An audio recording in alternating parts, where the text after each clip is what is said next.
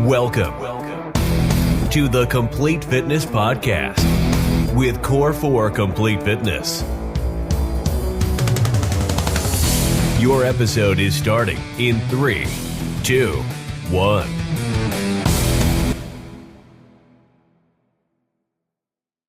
Fun next year would be with two just dogs. I know, on either end. God. I know That's the thing too, though. Good thing we started the podcast before we ended this conversation. That's right. You got to think 2 years in a row if you do it now. You go big now, you got this year and then next year. Yeah. And the Figure wheels it fall out off. after. You're a top 3 team in the NFL now. Got to do it. Hello, everybody. We just had some breaking news come up on all of our social media profiles before we started this podcast. Not on the Lions, but could be in the near future. Let's hope. But today, guys, welcome to the Complete Fitness Podcast. Like always, whether you're watching us on YouTube or listening to us on your preferred app of choice, whether it's Apple Podcasts, Audible, Spotify, you guys know the drill. If you could please subscribe to this podcast, there's a little subscribe button on all the platforms. That way it keeps bumping us up the charts. We can keep cranking this out for you guys.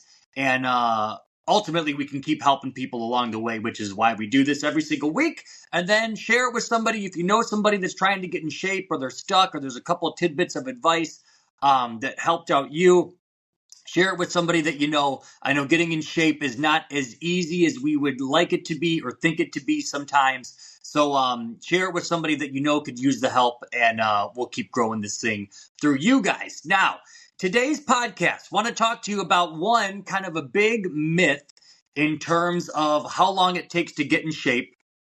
And ultimately, all being a healthy individual is, whether it be in terms of nutrition, whether it be in terms of exercise, is a series of good habits that you can replicate day in and day out. And where most people fall off when it's time to get healthy is they pick not necessarily poor habits, but the habits they chose, they're like, I can't get this into my life. And we'll see this with people who maybe haven't gotten in shape for a while, and they'll read a bunch of stuff online, and they're like, okay, well, Monday it says, I got to give up sugar, I got to give up carbs, I got to go to the gym for an hour, hour and a half every single day, I got to run on the treadmill, I got to do this, I got to get my water, I got to get my sleep, I'm supposed to eat 6 meals a day, small meals that are protein focused, and all of a sudden they're like, this is so much coming at me at once.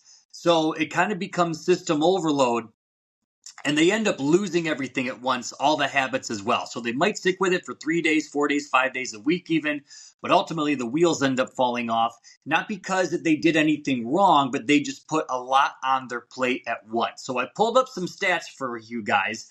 You may have heard the thing, it takes 21 days to build a habit and to keep a habit.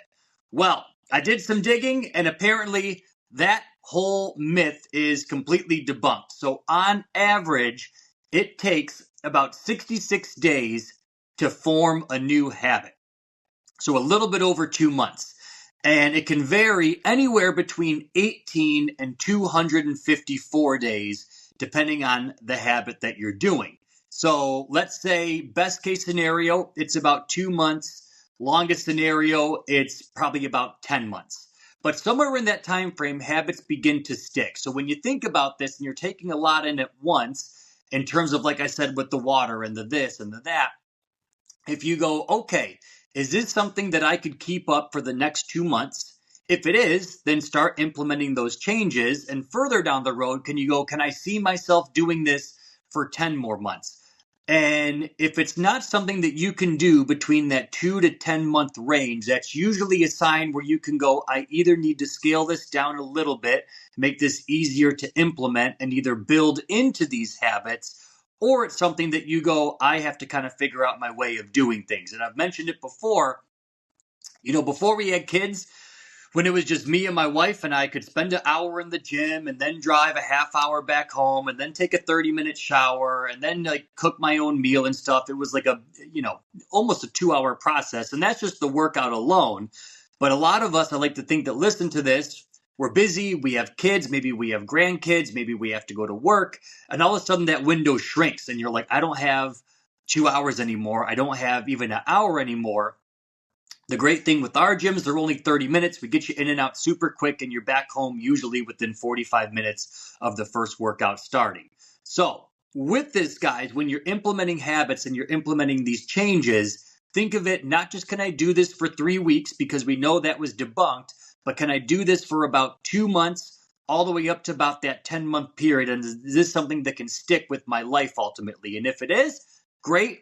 And start to build those habits into your lifestyle. And if it's not, start to make those little tweaks. It's okay to digress a little bit and build up habits slowly than rather to go 100% gung-ho on day one and the wheels fall off in like 7 days. Yeah, it's the classic stage of biting off more than you can chew, and it's just being mindful of it and also being willing to adapt. You could start with a big plan. I'm going to start going to the gym 5 days a week from now till January 1st. I'm doing it. And you can start with that, but just because you're not hitting 5 days out of the week doesn't mean it's a failure. If after 2-3 weeks you go, I think realistically I need to dial this back down to 4 or 5, and then one days I'm just going to do a long walk, or one days I'm going to do a run, or I'm going to do yoga because my friend invited me to yoga, so I'm going to start doing that one. Adapting and adjusting things as you go is like the superpower for not getting burnt out and to continue to do it, because one of the least talked about things with habits, and especially gym and fitness, is boredom. It's not allowing yourself to get bored, because once you get bored, you check out, and that doesn't matter who you are or what you are. That's why a lot of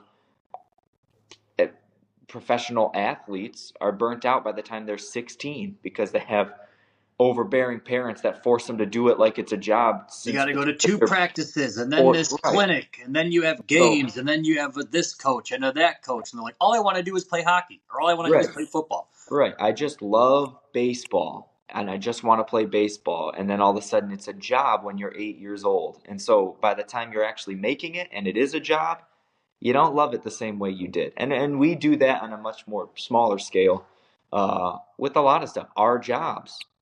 I love my job. You love your job. A lot of people love their jobs, and they're in fields and passions they are. A lot of people aren't in jobs that they're passionate about, but all jobs feel like jobs on days. All jobs, you're just like, I don't want to do this. And it's not that there's anything wrong with it. You're bored. It's repeat. It's rinse, repeat. It's doing the same thing, and we get this with fitness. So that's why it is important to be consistent, of course, but it's also important to be realistic. And if you have a set plan and you bite off more than you can chew, it doesn't mean the new plan is zero. It means the new plan is a new plan, a slight alteration, because somewhere that's where you want to get.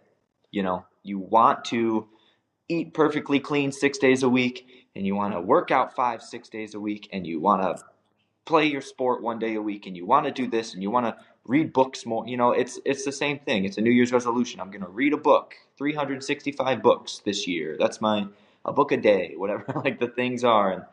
And you get these plans, and then we get into it and we stop. And a lot of it is because of we convince ourselves that if it's not exactly perfect what we planned out, it's a failure, so we just bail altogether. And B, we get bored because it becomes too routine and mundane. And so finding that balance is what creates the consistency and what creates the habit building, which once you get the habit built, it's not a to-do anymore. It's just something you do. It's the same as going to the bathroom. It's part of your life. Yeah. And I think one of the easiest tools for me to change it up if you're trying to make a lifestyle change is to stack the habits. And what I mean by that is, let's say you had somebody who hasn't gone to the gym in years or decades, and you told them this week you want to hit 6 workouts, and the next week I want you to hit 6 more, and then 6 more. That can be a lot for somebody to take on. So what I'll tell them is, this week, try to hit at least 3. If you can feeling good and you want to go for 4 or 5 or 6, then great, but no less than 3. And then a week goes by and then they hit 3 again. Then you're like, okay, I got 3 down. Let's stack this to 4. And now let's do 4 days a week and we'll see how this goes. And then 5 days a week and then we'll see how this goes. But you can see how that big burden of I got to do this 6 days a week, despite what my body's telling me, despite how my brain is feeling, you can build your way up to that. And with people especially, and I think I've mentioned on the podcast before, with like behavior stuff, if you have somebody, let's say, that is just broken with nutrition, right? They go through the drive-through 6 days a week. They get McDonald's drive-through for breakfast. Let's say they get Subway for lunch. They get a pizza for dinner. And they're just, they never cook at home and they're all over the place. I guarantee you, if you told that person, I need you to stop all of this in 2 days and you're going to cook all your food at home and you're going to do this, no pop, no anything, they're going to go, this sucks. I have to relearn my life. But if you told them, okay, I want you next week to only go through the drive-through 3 days a week. Don't make it 6 or 5, but 3 days a week, Monday, Wednesday, Friday. Let's do that. And then Thursday or Tuesday and Thursday, I want you to cook at home. Cool. You do that for a couple weeks and they're like, okay, this isn't so bad. And then the following week, okay, let's only go through the drive-through maybe just on Saturday. Okay, cool. They get that done. Then all of a sudden it's like, okay, now you got this implemented into your life, cooking at home. You made these changes and eventually that drive-through and that eating out starts to just fall in the rear of your mirror because it's not a habit and you're building these new habits. But trying to completely eliminate something at once when you're not ready, instead focus on kind of dialing it back until it just kind of fizzles itself out and you don't even think about it anymore. And just like we touched on with exercise, it's the exact same thing. If you're not ready and we're telling you to come in 6 days a week and smash your body, it's going to be a lot for somebody to take on. But if you said, get to the gym 3 days a week, if you want to get an extra day or two, that's fine. Let's start there. And then you start to build those good habits in place of the bad ones over time. Yeah, it also kind of forces you to focus on you giving up something. Oh, I'm giving up. And that's why it's a diet. That's why it's a restriction. Oh, I'm giving up. I can't do this or I can't do that. And that ultimately breeds a short-term thought. Because we go, I'm just going to do this for 4 weeks and I'm going to lose 10 pounds and then I'll be better or whatever. I can just add it back and that 10 pounds will stay gone. And you kind of set yourself up for failure by just doing this. It's not for the right reason. It's for the short-term effect and goal and that and your day-to-day focus is you wake up and you go, okay, do anything in my power to not go through the drive-through. And I'm eating this instead of the drive-through. And every single thing you focus on is back to the drive-through thing where if you just focused on what you are doing and that doesn't include the drive-through, then you're just not including the drive-through. And then as time progresses, we get used to it, you don't even think about it or miss it or want it or anything. So focusing on what you're giving up is dangerous. Obviously, when we start getting healthy, especially in nutrition or in the gym, you're making a sacrifice. You are giving things up, but you also can, and what I found helped me is you can focus on what you're adding. You're going, I drink water every day. I drink 100 ounces of water every day. It's just what I do. So it's not that you're focusing on the fact that you're not drinking pop anymore. It's that you're focusing on that you are drinking water. So you drink that water, you're not thirsty. You don't want pop. You might still want one, and the truth is if you're drinking 100 ounces of water every day and then you want a Diet Coke or something, you're going to be okay. That's a lot better than having 10 Diet Cokes throughout a day or 5. And one glass of water.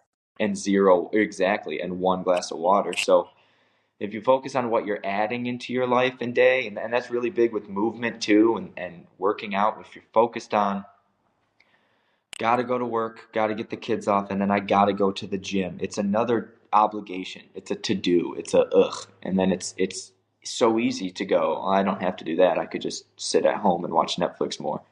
Yeah. But if it's more so this thing that you're doing and add it to your life, and I'm somebody who works out. I do my 30 minutes in the morning or I do my 30 minutes at night. I go right from job to here. It's my me time before I go back to the craziness of my house. Wherever you can find in that positive, like it really is a mindset thing. It really is mindset. And I was talking to somebody, this is just to play in with mindset and how crucial and important it is to our decision making. Is we have our challenge. We've talked about it the last few podcasts going on. And this woman goes, Evan, I better see some good numbers on the scale because I've been doing this for 4 weeks and I've seen 0 changes. And I go, well, you've been doing it for 2.5 weeks. This was like last Wednesday. I go, well, it hasn't been 4 weeks, but what do you mean you've seen 0 changes? And she goes, I've seen 0 changes, nothing on the scale, nothing on my clothes, nothing on the inch, blah, blah, blah, blah, blah. And I go, okay, well, how's it feeling here? And she goes, well, the workouts are definitely easier. I go, okay, so in 2.5 weeks, you've increased your stamina in the gym. And she goes, yeah, but I want more, weight to come off. She's like, it's been 4 weeks and I've only lost 4 pounds. And I went, wait, literally 15 seconds ago, you said you've seen 0 changes. And now you're saying workouts are easier and you've already lost 4 pounds. So which one is it? And she wasn't lying. It was just her mindset. It wasn't happening exactly how she wanted it. And so she was discouraged and it was becoming a thing. It wasn't there yet, but it was becoming this narrative in her mind to going, eventually I'm giving this up. I'm going to stop coming to the gym because it's not working. I'm going to stop watching what I eat because when I do, it doesn't matter. And it's like, no. How about you focus on everything you've obtained? You're already getting more comfortable in the gym. And now you just told me you've already lost 4 pounds. Yeah. So your mind is important. That mindset and talking is important. Every day when you wake up, if you start with some gratitude and positivity and blah, blah, blah, it will change your day. It sounds kind of like hippie and like a nice, blah, blah, blah. It truly does. And some days are harder than others. And you wake up and you just have days where you're just, don't talk to me. I'm not in a great mood. That happens. Whatever. We're people. We're humans. But some days are on the fence, and we let the bad wolf talk more. We've talked about that before. When it really is up to us what wolf we let talk to us, and if we can get to those 50-50 days, and let that good wolf talk, and let when you're doing something you don't want to be doing, let the positivity come over the negativity. Then more times out of 10, you're going to be doing it. It's going to become easier. And then this time passes, and then it's a habit, and it's just what you do. So my biggest thing too is like when you replace a bad habit, replace it, don't just eliminate it, but replace it with something good. yeah. And like an example, let's say, using like video games, for example, let's say every single day at 8 o'clock, you played video games until 11 or 12 at night. And you're like, I'm exhausted for work the next day. This is my thing to do to unwind. And somebody said, okay, at 8 o'clock, no more video games. And you were like, okay, well, 8 o'clock comes around and you're just sitting there. And you're like, well, what the hell am I supposed to do now? I don't have these video games. What am I going to do to replace this? And odds are, if there's nothing to fill that void, probably going to go right back to playing video games again because you're like, this is boring. This sucks. I'll go back to what I was doing. But let's say you took that video games, you eliminated it, and you put in its place either reading a book or doing homework with your kids or watching a show with your kids or something else that isn't that fills up that void or that feeling of being bored or a feeling of not knowing what to do or I just want to kill some time. That is just more of a positive habit. Doesn't mean, let's say, you can never play a video game again, but if you know this is a problem and you've developed this bad habit, how can I put a good habit in its place till eventually that begins to fall by the wayside? And for a lot of people, I think that's, essentially what they do. They go, I know this is bad for me, so I'm going to remove it. And then they go, well, now I got nothing to fill its place, so this thing is always tempting me, whether it be food, whether it be sugar, whether it be video game, whether it be whatever it is. But there's nothing to put inside of that spot. So this just becomes this dead zone that you like don't know what to do. One of the best habits that I got in that I use 9 times out of 10, except for when we have like a late game or something, is setting my eating window to close at like either between 7:30 and 8 o'clock, where I go, okay, you ate dinner, you're probably not hungry, you're just bored out of your mind, and you're thinking, what the heck do I have in the fridge? What do the kids have in their pantry? What do we have in our pantry? And, one day of it here and there is not the end of the world, but it becomes a habit of you going downstairs, looking through stuff. Oh, I'll sneak this, or I'll have some goldfish, or I found, a gummy, or I found this. Eventually that becomes your new norm. So setting just an eating window of saying, okay, if you want to have a little treat, get it in. You're not completely removing it from your lifestyle, but you just got to be done eating at, let's say, 8 o'clock. And then it's amazing because you eat dinner, you're full. You really don't want that thing that you thought that you wanted because your body's full of calories and you're good to go. And you're like, I really didn't want an Oreo. I really don't need it. But it is around 8, 9 o'clock. The kids are in bed. You're watching TV and you're like, I wonder if we got pretzels downstairs, or I wonder if we have this. But shutting down that window, saying, okay, if you want this treat, you can still have it. Just have to do it before 8. Otherwise, you got to power down for the night because you're just laying on your butt doing absolutely nothing. But again, that was kind of another instance of filling that void and saying, you don't have to eat all night after the kids go to bed. But if you do want that treat, get it in before you go to sleep. So that way you can shut everything down at, let's say, 7:30 or 8 o'clock. Yeah, it's also is going to come off weird. People might, might lose people, as they say in the biz. But you kind of got to reinforce like the negative effects on what you're doing if it's something like that. But it's not the stuff that you can't see. It's the quick timing stuff. So in this example of eating before bed, you dramatically affect your sleeping behavior by eating close to bedtime. Oh, 'Cause it's your body insane. is awake, It is digesting. insane. How You tired you are in the morning, how lethargic you are, groggy. It takes like 2 hours. It's a dramatic change. It's a dramatic change. And if you do not believe me, try it. Try a cutoff at 8 p.m., like Corey was saying, and your sleep will change immediately. You You won't wake up, you feel 10 times better. you don't get the weird dreams where you're waking up, you're not bloated in the morning. There's a ton of different things that I'm not making up that we do. So sometimes I will, exactly what you said last night, Monday Night Football, long day at work. And with Rowan, had a tough day yesterday, so he finally gets down in bed. It's 9 o'clock at night, watching the football game. I go, this is nice. I want to go grab some chips or pretzels or whatever we have and snack on it a little bit. And I go, it's already 9. I'm going to be asleep on this couch, passed out in a half hour. Yeah, And what's the point? Tomorrow morning when I wake up, I'm going to feel worse. And then you just go through the checklist, and that negative reinforcement is enough to be like, oh no, I don't want to. It's similar to like booze and a hangover. If you have an early morning, it's easier to just not drink that much the night before, right? Yeah. Because you think of the negative influence that's in front of you. You think of how this is going to quick. That's why eating poorly and having these bad habits are easy to obtain because you go, it's fun, I like it, I enjoy it. Makes me feel good in the moment. But you're not seeing 10, 20 years down the road where you've packed on 40 pounds of additional weight and your sleep habits are bad, you have sleep apnea, you have diabetes, you have heart disease. You don't see all that, which nobody does. You can't. But if you do, think of the short-term effect is every single night I'm affecting my sleep. Every day I'm more tired.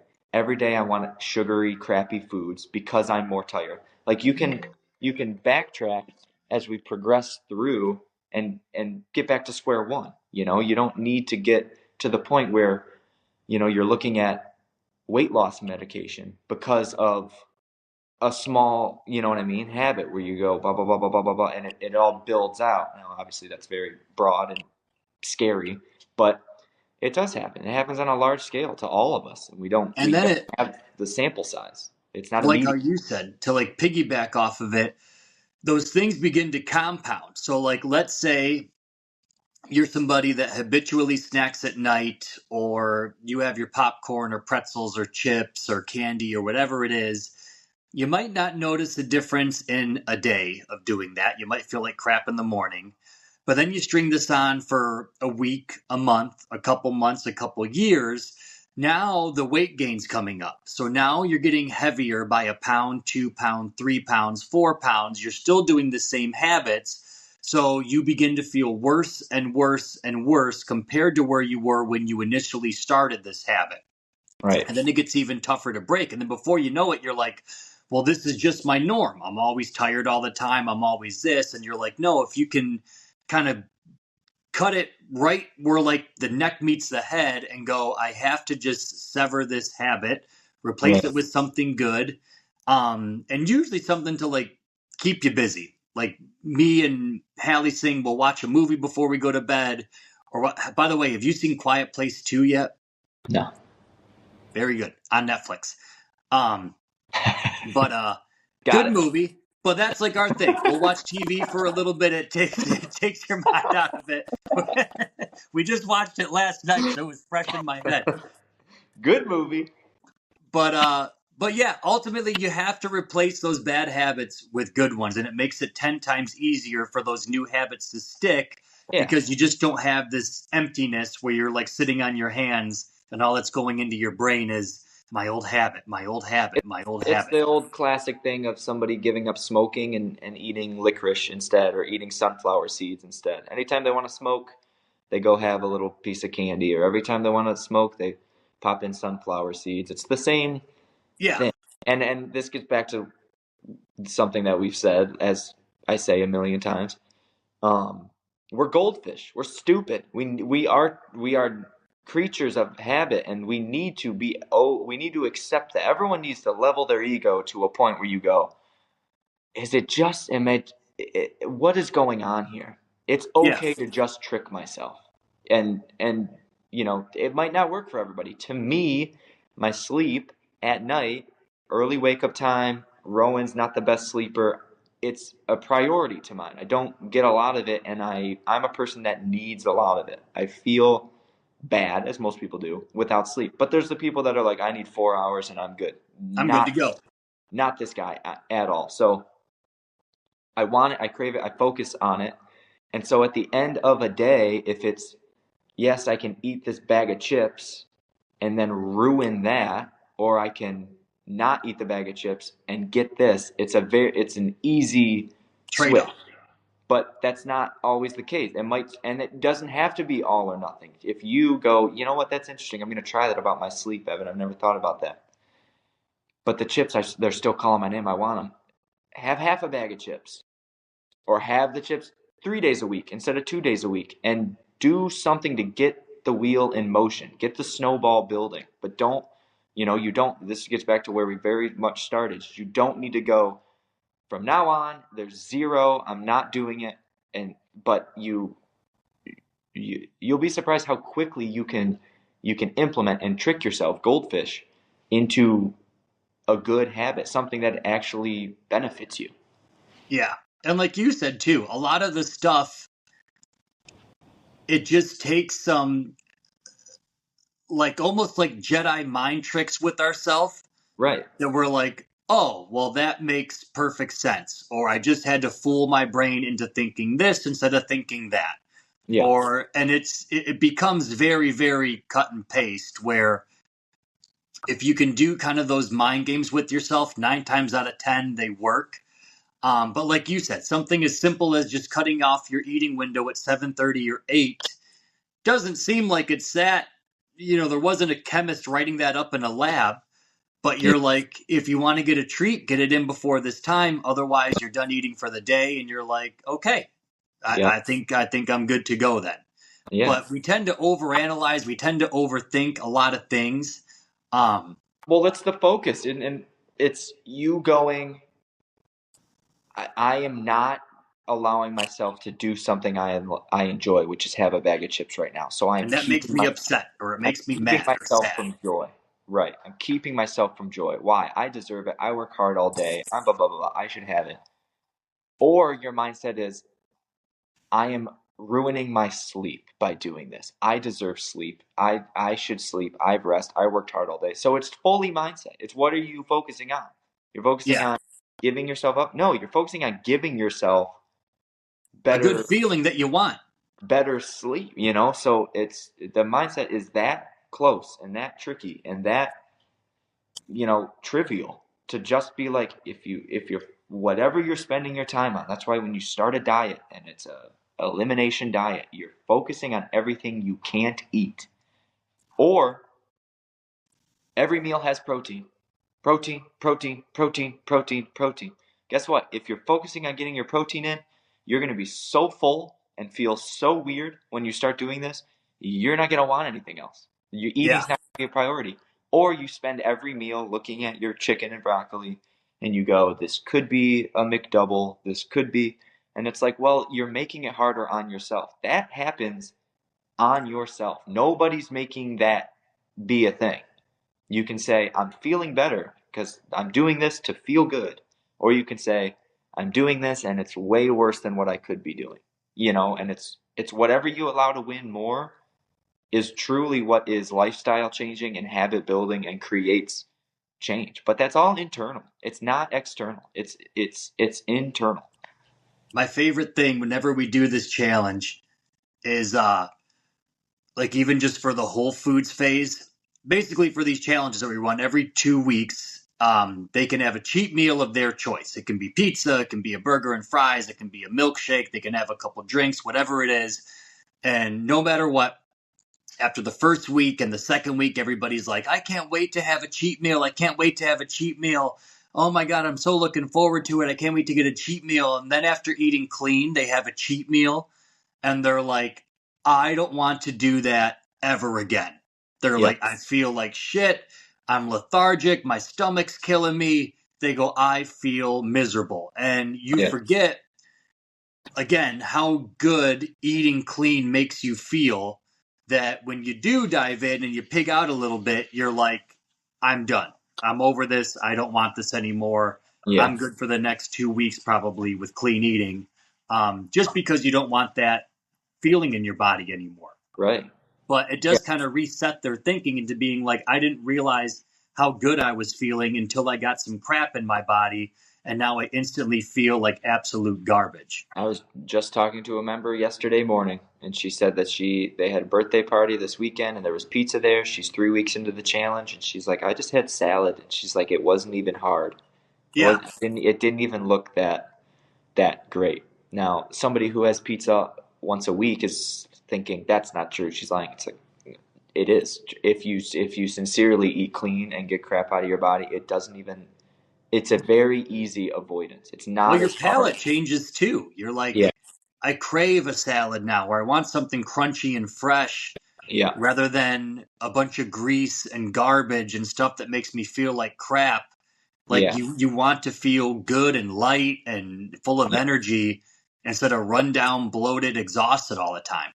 That want becomes the bigger focus than that want. I love this bite to taste better first. I'd rather feel good for the next 48 hours. It's not even really close when you can shift your focus on that. Now, it's hard to do. I'm not going to say that that's just easy to do, focus on that.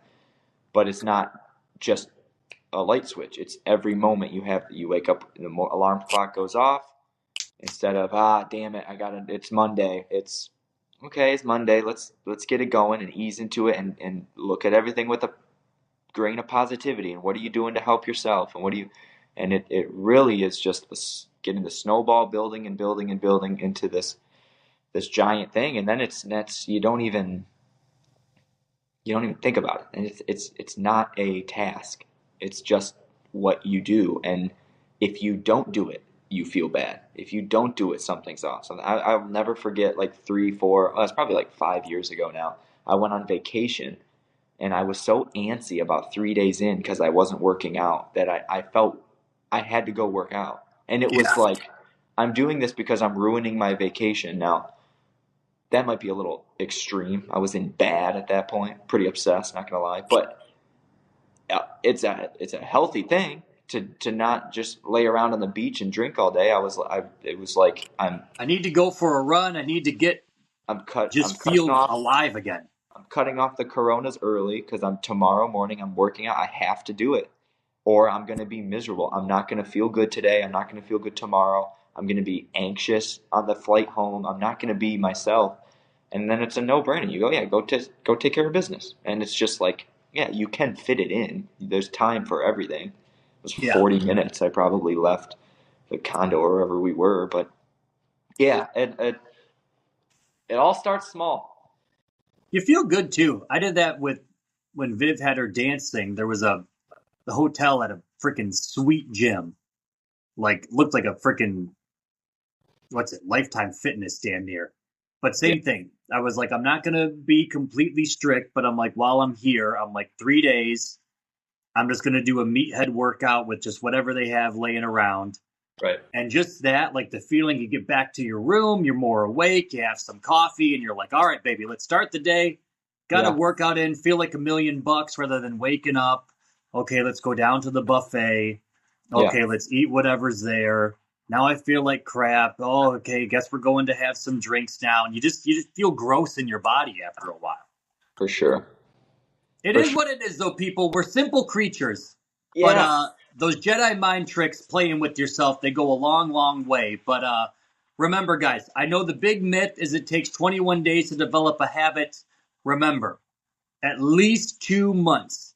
2 months to 10 months. Doesn't have to be perfect right out of the gate, but if you can go, this is something that I can either keep going for the next 10 months or start small, and I can stack these habits over the next 10 months and really start to get it dialed in. That takes it from everything sitting on your shoulders all at once to starting off small, and then you grow it into this awesome, awesome fitness routine. And ultimately, that's how you make a lifestyle change. So hopefully that helps you guys. What else? Should you need anything to help you get in shape, whether you're like, I know I don't get enough protein in, I know that I have to get more greens in my diet, we have you covered. If you go to core4supplements.com, the official and only sponsor of the Complete Fitness Podcast, core4supplements.com, we have everything. We have vegan protein if you're sensitive to lactose. We have regular whey protein if you're good with that stuff. Like I said, the green supplement's awesome. We have deep sleep gummies. We have pre-workouts. We have BCAAs. Pretty much you name it, we carry it. Again, if you go to core4supplements.com and you are a podcast listener or watcher, if you type in the code WORD podcast when you check out, you'll save 10% off your entire order. And you get free shipping if you spend over $100. So if you want to get a couple things, you can use both of those deals, get the free shipping and the 10% off coupon, and you can package them together and save yourself a bunch of moolah. But hopefully that steers you guys in the right direction. What else? I think that's it. Nope. Keep on keeping on, people. Go Lions. Next time we get out here, we'll see y'all next week. Peace. Bye-bye.